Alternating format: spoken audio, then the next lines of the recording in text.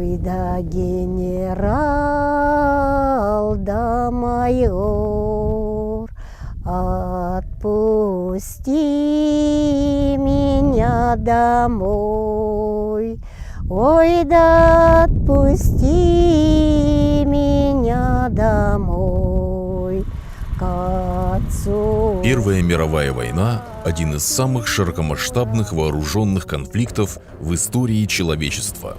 Экономические и геополитические противоречия, назревавшие с начала XX века между ведущими мировыми державами, привели к небывалой ранее военной кампании. В войну было втянуто 38 государств. Около 65 миллионов человек встало под ружье. 10 миллионов погибли в сражениях. Такой страшной бойни человечество еще не знало. Впервые были использованы минометы, авиация, химическое оружие, танки и подводные лодки. Немногие знают, но коснулась эта война и нашего края. Уже доподлинно известно, что в Первой мировой участвовало более 800 выходцев из Якутии. История Первой мировой войны – это одна из наименее разработанных частей истории Якутии. Видимо, сказывается еще до нынешнего времени инерция советской историографии, в которой это историческое событие не упоминалось практически совсем и очень мало исследовалось. Российская историография повернулась к этому вопросу лет 20 назад. Якутская историография начинает рассматривать, изучать вопросы Первой мировой войны, ну, может быть, в ближайшие только 10 лет.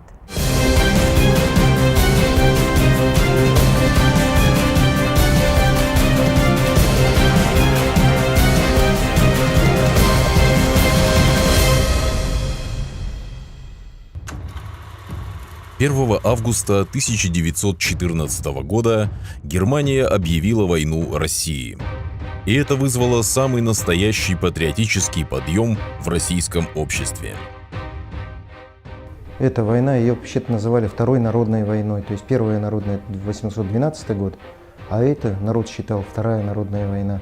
Когда здесь в 15 году возник Народный комитет по оказанию помощи участникам Первой мировой войны, то есть солдатам и для организации помощи, заема, известный общественной деятельности Ксенофонтов его возглавил. Якутия довольно-таки установили там сумму 50 копеек, но то эту сумму обязан, допустим, заплатить. То есть чем могла, далекая наша республика помогала. В Якутии представители коренных народов на действительную военную службу не призывались. Всеобщей мобилизации подвергались крестьяне, казаки и ямщики, русские или те, кто считался русским. Так получилось, что самое большое число рекрутов на эту войну было призвано из Хангаласского улуса, точнее из ямщицких сел, составлявших основную часть Приленского почтового тракта.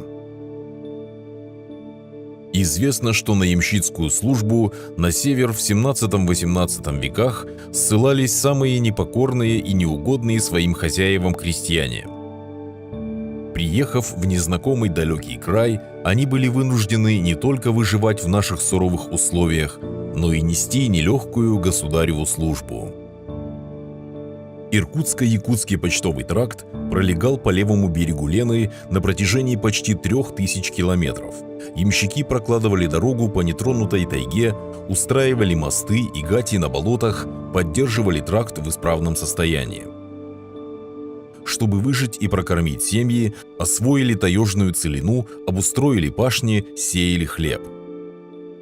Но самое сложное было гонять почту в зимнее время, когда температура воздуха падала до минус 60 градусов. Слабые духом не могли выжить, сильных же трудности делали сильнее. Так за столетия сложился этот особенный характер. Ямщики были рослые, были крепкие, были очень сильные.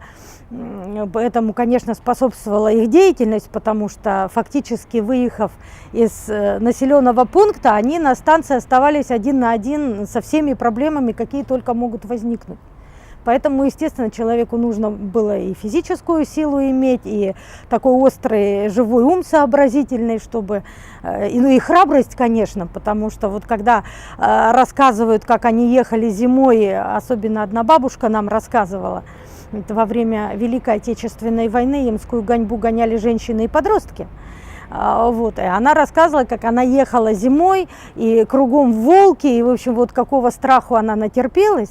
Ну, можно себе представить, что, наверное, и взрослому мужчине-то нелегко. А в руках один кнут, больше нет ничего.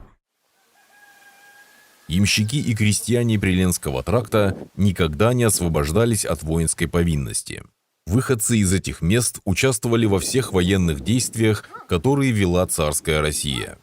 В 2013 году по инициативе якутского отделения ДОСААФ энтузиасты города Покровска начали заниматься поиском и восстановлением имен своих земляков, участников Первой мировой войны. Работу начинали с сотрудничества с сельскими библиотеками, с поиска родственников фронтовиков, с редких, чудом сохранившихся материалов. Когда мы начали эту работу, были удивлены, что очень много участников Первой мировой войны. Мы нашли на сегодняшний день около 20 кавалеров Георгиевских крестов, 5 офицеров царской армии и 450 участников Первой мировой войны. Цифра постоянно увеличивается. Когда вот начали эту работу мы проводить, мы поняли очень интересные судьбы людей, очень много подвигов. Мы не знаем, сколько людей погибло. В основном Первой мировой погибло самые лучшие. Это солдаты, которые совершали такие подвиги, о которых можно было писать.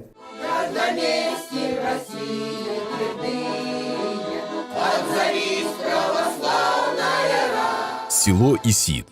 Здесь, на противоположном берегу, есть местечко Солдатка. Именно отсюда увозили на барже мобилизованных со всего Улуса на ту войну. Простых крестьян и ямщиков из далекой Якутии ждала небывалая прежде война.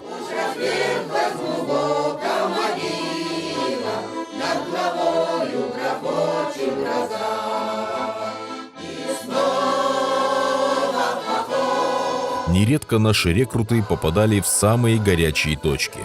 Но если рассматривать все бои, то и в Бусиловском прорыве были якутяне.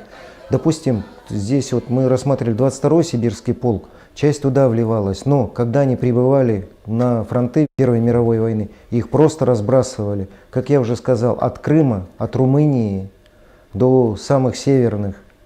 Такой необычный факт, что одна из команд наших, воинских команд, была протодиаконов, был призван Егор. Они попали в Иркутск и оттуда определили их в корпус, который сражался во Франции. То есть они попали сначала во Владивосток и через весь земной шар прибыли в Париж. 2 года корпус воевал, после того уже, когда солдаты подняли восстание, их бросили в Сахару. С Сахары их забрали, пароходом переправили в Крым, к Врангелю. И оттуда он вернулся, попал в Москву и оттуда вернулся в Якутск. Роль России в истории той войны трудно переоценить, особенно в первые, самые трудные для Антанты годы.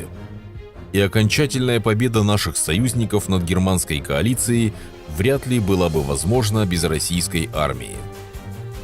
На сегодняшний день поисковой группой точно установлено 20 кавалеров Георгиевского креста среди участников Первой мировой войны из Хангаласского улуса.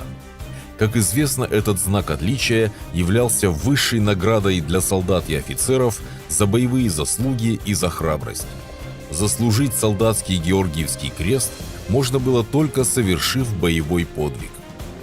Если проводить аналогии по сравнению Георгиевский крест, как награда Первой мировой войны солдат, во Второй мировой войне солдаты награждались орденом славы и за отвагу. Значит, медаль за отвагу очень почитаемая была солдатами, потому что то есть, ее просто так не выдавали, это не юбилейная медаль, которую там можно было получить за какие-то, а именно вот за проявленную в боях свою храбрость, доблесть и отвагу.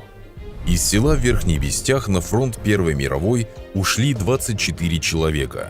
Известно, что среди них было 5 георгиевских кавалеров. Силами местных энтузиастов и потомков здесь установлен памятник героям. Сами генералы отзывались о своих солдатах в Первой мировой войне. Как раз о сибиряках они говорили так, что они были очень смелые, храбрые и выносливые. Поэтому мы думаем, кавалеров много, наверное, есть. Конечно, вот это вот, когда все изменилось, в стране перестройка, революция, конечно, многие свои награды спрятали, потому что они уже считались белогвардейцами, поэтому, наверное, это тоже есть, наверное, среди населения, поэтому мы думаем, мы еще, если мы продолжим эту поисковую работу в Иркутске, в городе Москве, мы, наверное, найдем и новые имена, и дополнительно новые эти офицеров очень много, наверное, среди сибиряков. Я уже так предполагаю. Из села Исид на Первую мировую войну был призван 41 человек. Хотелось бы рассказать несколько человек, которых я вот знал раньше, еще пацаном, школьником. Вот этот участник, фамилия, имя, отчество его, Федоров Иван Семенович, он был призван в 1915 году, обучался и стал прапорщиком. Он служил до 16 года, а в 16 году попал в плен немцам. И был он у немца-фермера до 20 года. Он научился у фермера механизации, и вот когда образовался колхоз Висития Кальвица Леонгарда, он там смастерил маслобойку, делали масло. Вот. И он был мастером на все руки, он умел все делать, такой деловой дед был. А его друг, который вместе воевали, Соловьев Павел Иванович, в 1932 году в Виситии попал под репрессию, то есть по статье 52 «Враг народа», германский шпион, и был репрессирован, и ему дали 8 лет. Федоров Михаил Степанович. Ну, о нем очень мало знают. Он рано умер. Он был гармонистом. И на войне тоже. Он после войны был писарем. У него было 6 детей, 3 мальчиков, и 3 воевали в Второй мировой войне. Вот это моей бабушки родной брат, Соловьев Александр Прокопьевич. Он воевал в Первой мировой. У него был крест, он мне рассказывал, я его хорошо помню, с ним разговаривал, ну, еще школьником. Он умер на 75-м году жизни. Он мне говорил, что я был унтер-офицером, у меня был крест, но я потерял его. Мой дед, родной мамин отец, Добрянцев Семен Дмитриевич, он воевал и в 17-м году участвовал в штурме Зимнего. За храбрость и активность ему подарили вот винтовку и 200 патронов. Федоров Ефим Григорьевич. Он был грамотный, у него было 7 классов образования.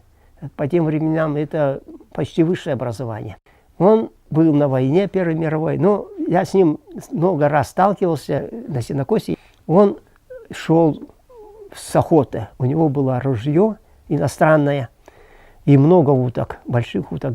А отец предложил, вот на сенокосе, вот чаепитие, он присел и говорит: «О, Ефим Григорьевич, у вас хорошее ружье». А он говорит: «Да, ружье бельгийское, фляга немецкая, муштук французский, а сам русский».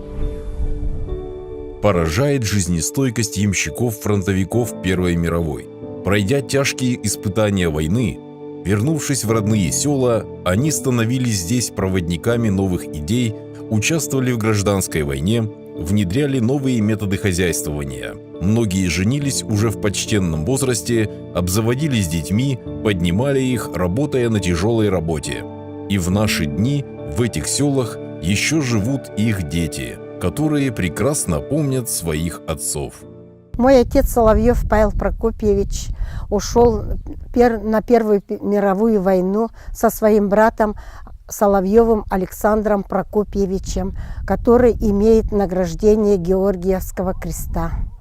Получил на этой войне. А отца ранило в ногу. Ну, наверное, по этой причине его демобилизовали. Он неохотно рассказывал, изредка воспоминания, видимо, на него наплывали воспоминания, и он рассказывал, говорил, что служил у генерала Брусилова. Действительно, Павел Соловьев воевал в 309-м Овручском пехотном полку в составе 78-й пехотной дивизии на Юго-Западном фронте под командованием генерала Алексея Брусилова. Участвовал в знаменитом Брусиловском прорыве, крупнейшем сражении в этой войне. Тогда был нанесен сокрушительный удар по армии Австро-Венгрии и Германии. Была прорвана оборона противника, захвачена Буковина и Восточная Галиция. В родной деревне Павел Прокопьевич работал в колхозе.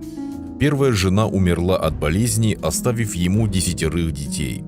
И в 50 лет он женился снова. Со второй женой у них родилось еще 5 детей. Чтобы прокормить большую семью, фронтовику приходилось не только работать в колхозе, но и держать немалое хозяйство, да еще промышлять охотой и рыбалкой. Всегда отец такой был примером для своих сыновей. Нас в семье было только 4 дочерей, выживших из этих почти 20 детей. Остальные были сыновья. Был очень строгим, никому спуску не давал. Все поэтому слушались отца.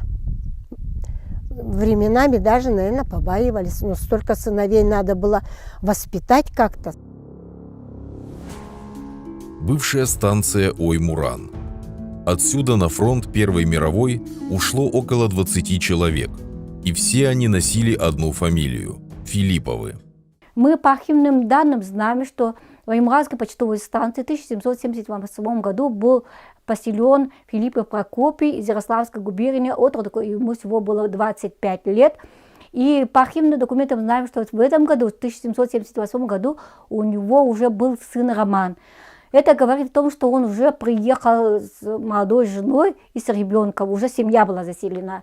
И также вот все Филипповы ведут род именно с Филиппа Прокопия.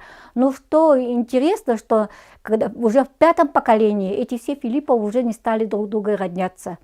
И получилось, что они уже, род стал делиться уже по прозвищам, по своим каким-то именам. Например, Андрос, род Андроса, род Пакейки, род Шаканая, род Миняка. Вот так они стали называть друг друга. И до сих пор уже по родам, по этим прозвищам называют Филипповы друг друга.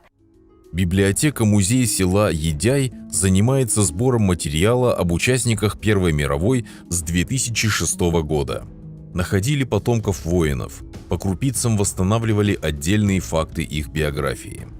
Если рассказать, например, вот Филипповы Егор Дмитриевич, да, что он вообще вот сам, конечно, потомственный ямщик, вообще потомок ямщиков. У него было всего образование 2 класса, и всю жизнь, конечно, он трудился. Что удивительно, что потом, когда мы узнали об этих ямщиках подробнее, оказалось, что Егор Дмитриевич был награжден дважды Георгиевским крестом. Вот. И человек, который долгое время работал в колхозе и был очень, и председателем колхоза был, и он умер в 70-м году и похоронен в нашей деревне Едяй. Марк Артемьевич, он из Садованской почтовой станции, тоже был награжден Георгиевским крестом. На этой фотографии мы видим, что у него вот здесь есть это Георгиевский крест. И дальше вот можно немножко еще рассказать про одного участника Филиппа Михаила Михайловича. Он человек был состоятельный, когда в 1907 году была организована школа в Ой-Муранской станции. И вот один из своих домов Михаил Михайлович отдал под школу. В этих селах проживают дочери еще одного героя Первой мировой – Иустина Филиппова. Мой отец 1895 года рождения. Он, про войну он рассказывал, что я мало помню, когда мы маленькие были, он еще умер. Лет 13, так. Ну, у него ранение было, это хорошо помню. Вот тут глубокая такая яма была. Он сказал, это на войне осколком ранило.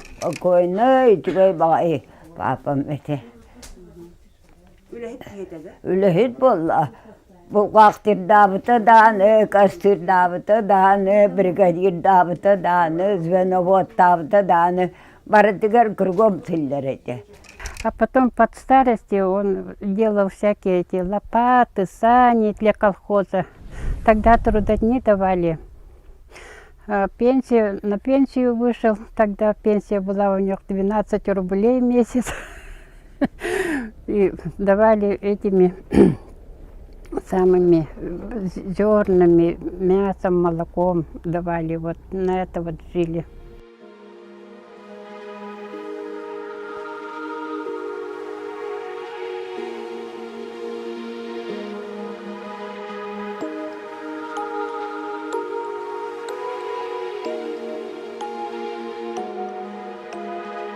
Ямщицкая деревня Еланская Якутско-Иркутского почтового тракта образовалась в 1830 году. Я хочу отдельно отметить, что мужчины этой деревни никогда не оставались в стороне от тех больших событий, которые проходили в Большой России. Я имею в виду Первую мировую войну. 9 самых лучших сыновей Еланки пошли воевать на этот фронт на Первую мировую войну. В том числе 2 моих деда. Первый, родной мой дед, жив-здоров вернулся после войны, а второй дед, то есть брат моего родного деда, Семен Александрович, он попал в плен, и фактически вся деревня думала, что он уже погиб, где-то пропал без вести. Но, однако, через 5 лет он живой-здоровый вернулся. Оказывается, он попал в плен, германский плен, и в Австро-Венгрии он находился все эти годы. За столетия жизни на севере пришлые ямщики и пашенные усвоили якутский язык и культуру, устанавливались родственные связи с местным населением. Нередко земляки, мобилизованные из одного села, проходили учения, а затем и служили вместе. Между собой, как они потом рассказывали, разговаривали на якутском языке.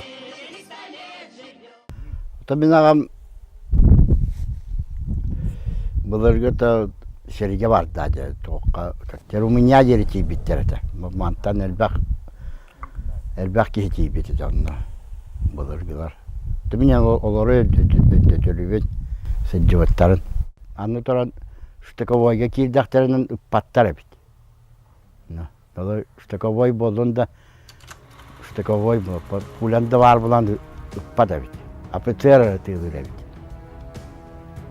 оны бир Дир Луганбай немец баттата дир кайда дир. Оны ботан өлөрөн элден дир питперемин келен дир баскатты дир. Мине 14 гокка барар, 18-та дети келер. Примерно 18-та боло. Оны ол келени хен тариян ото аяннан хер болоттой. Еп боягынан дир туунан.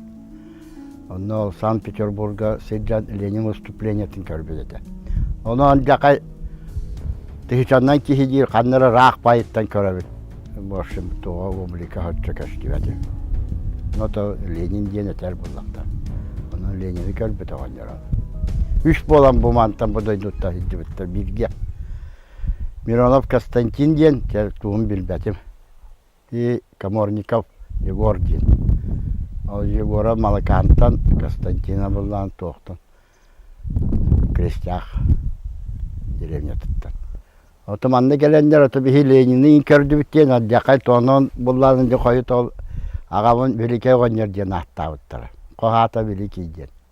Грамотата хоғатада развитай ғонер еті.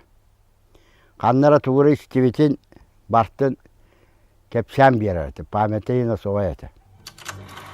Как мы знаем из истории, Первая мировая война носила в основном позиционный выжидательный характер. Известны случаи братания противников на фронте, особенно ближе к концу войны. К 1917 году, как и по всей России, в русской армии усилились революционные настроения.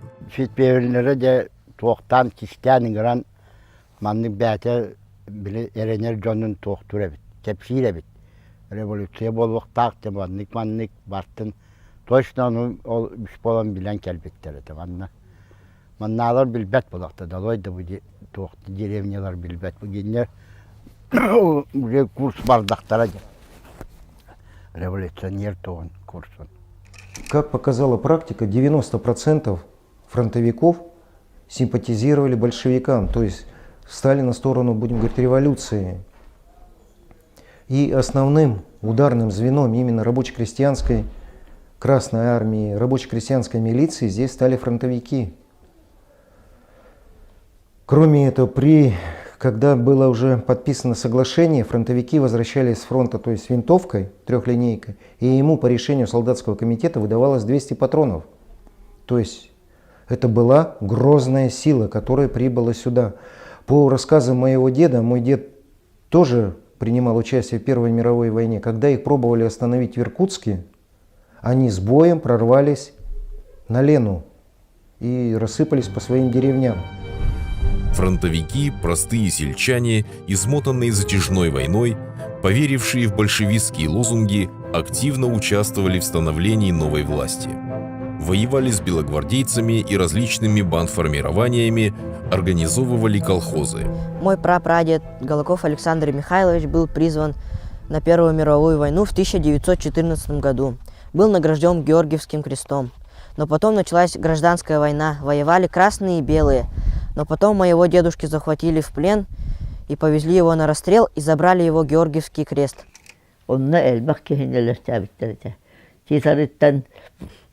Min ağam bıratın, yalan kattan, bulgunyak taktın, toyan arıttan, tuaktan yalan kattan, bu besaktan. Onca kihin ağalanlar bu manna bu kotu öçük barıca. Ce öçüğe bulurge. Ol öçük tula turur tamalar ıtıgalanın olursa.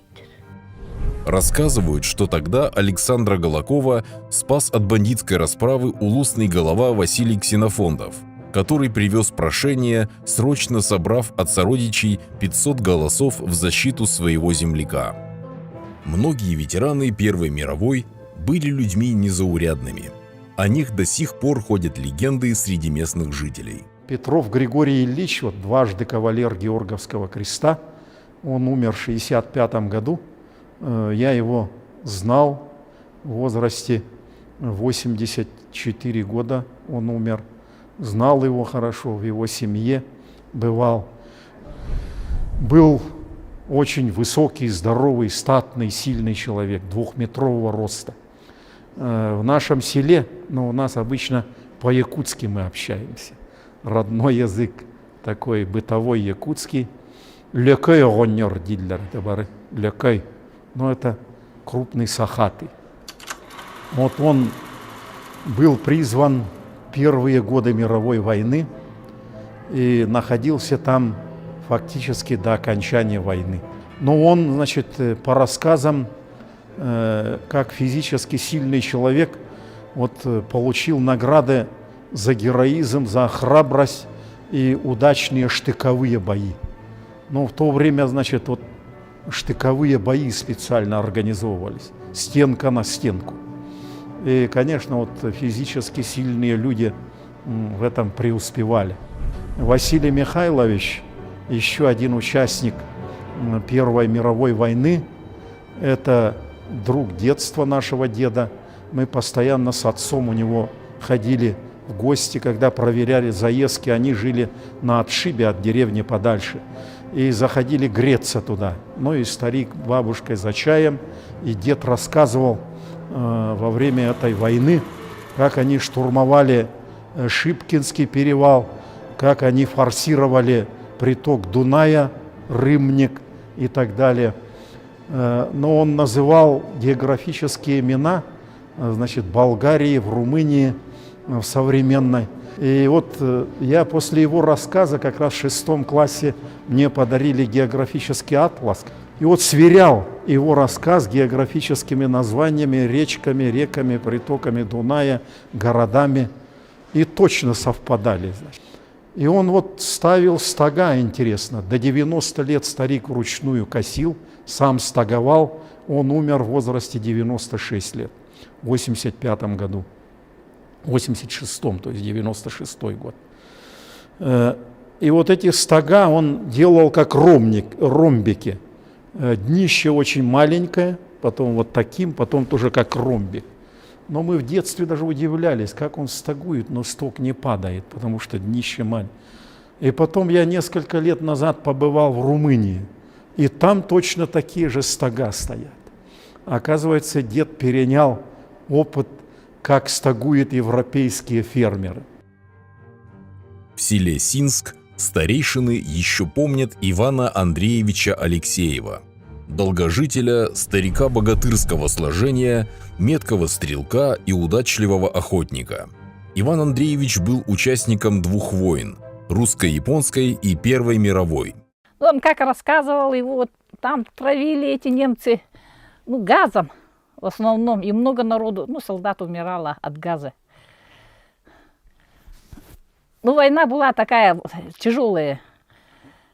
Воевал, потом началась революция после этого.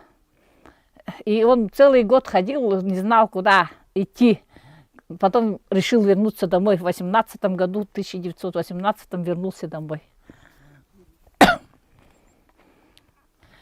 Вернулся домой, а тут гражданская война началась. Женился на Петровой, из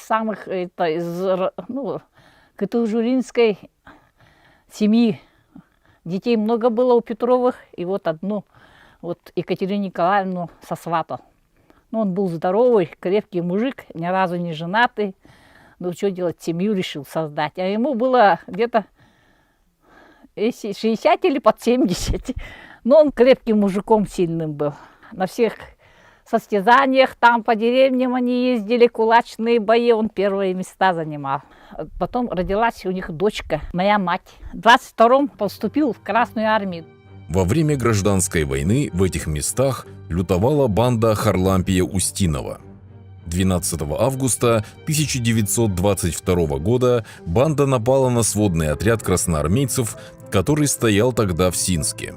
Напала на рассвете, застав врасплох спящих молодых парней. По сути, начался расстрел беззащитных, безоружных людей. В то утро деду Ивану удалось спасти одного раненого красноармейца и довести его на лодке до проплывающего мимо парохода. Потом приехал домой, пришел, закрылся дома. Жена там, дочка, моя мать-то маленькая, годика 2 всего-то было. За свою чтобы их не пускать, закрылся. И они узнали, что он там, красноармейцам помогал, все, в общем, помогал во всем. И решили его поймать и расстрелять тоже.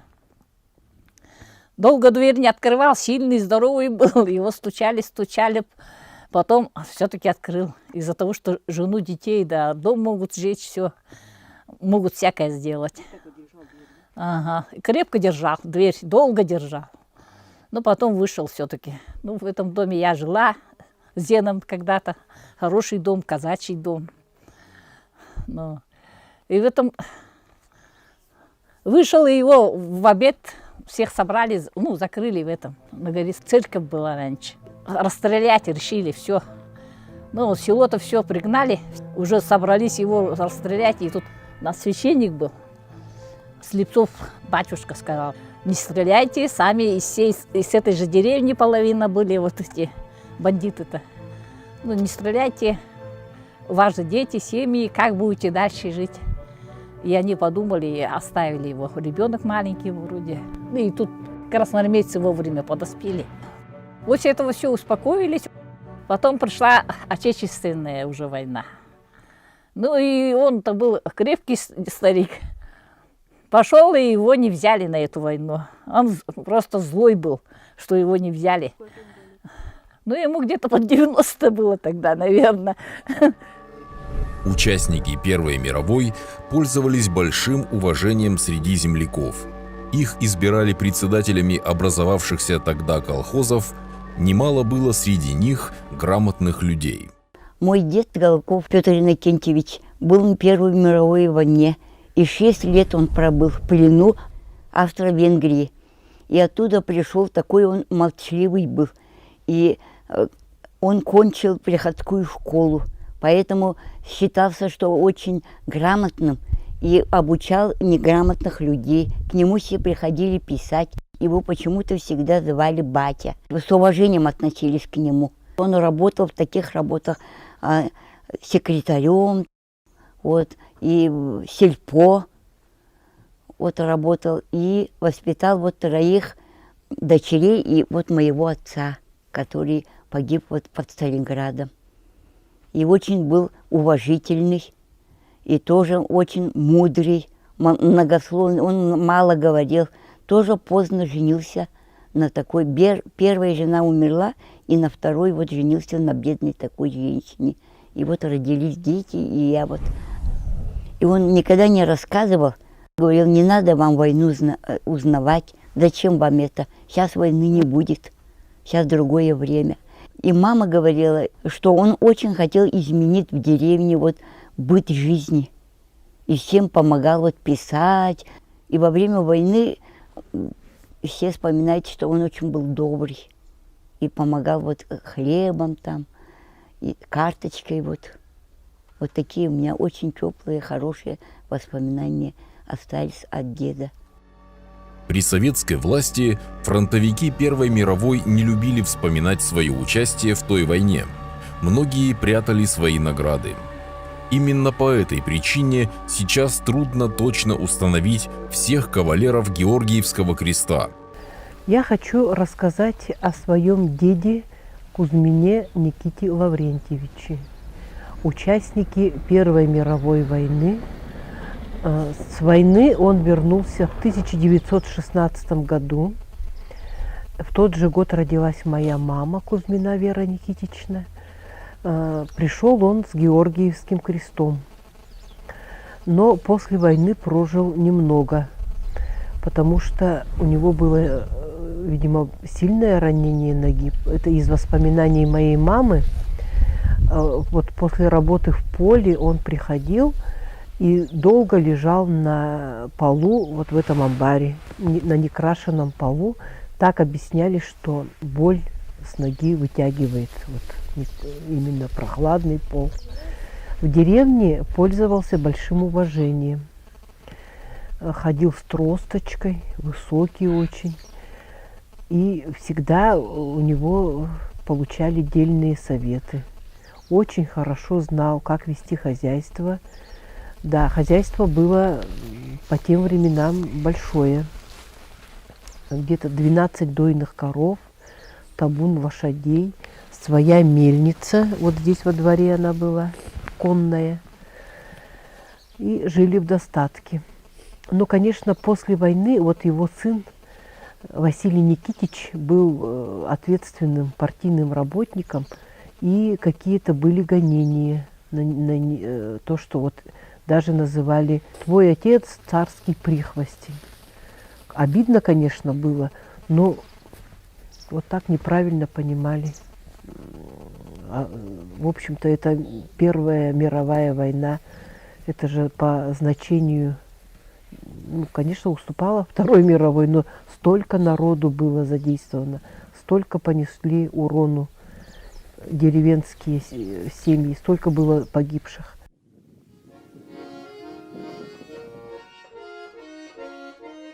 В этих местах нет деревни, где старики не помнили бы еще тех героев, что воевали и в Японскую войну, и в Первую мировую. Помнят и поют рекрутские песни тех лет. Роща расцветает, там соловей весну встречает, он будет петь не для меня. Там соловей